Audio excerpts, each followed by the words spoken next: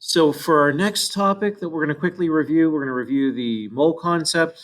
Don't forget the mole is an SI unit that we use to count numbers of atoms, ions, molecules, or formula units.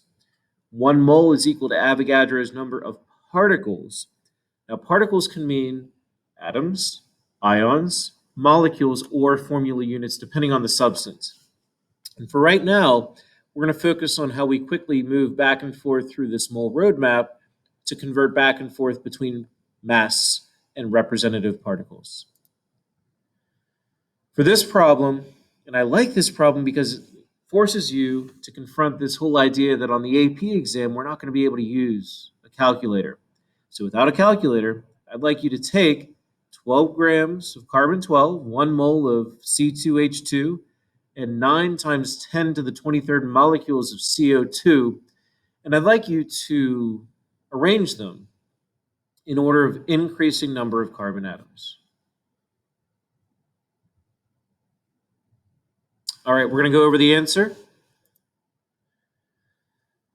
For the first sample, since 12 grams of carbon 12 is pretty darn close to the molar mass of carbon, we can assume that that is 1 mole of carbon. Now, when we have 1 mole of C2H2, that's a molecular compound, and it's made up of molecules. In 1 molecule of C2H2, there are 2 atoms of C. So therefore, there are 2 moles of carbon for every 1 mole of C2H2.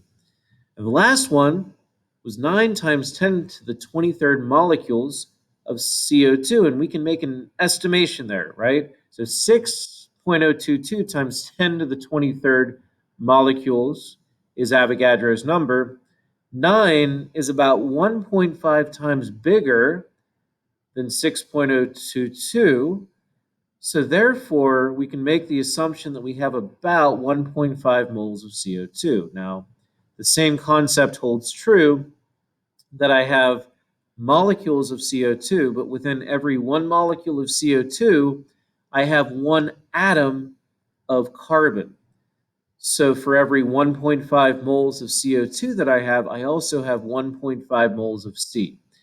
So therefore, the substance that has the least number of carbon atoms would be carbon 12, and the one that contains the most would be the 1 mole of acetylene, or C2H2.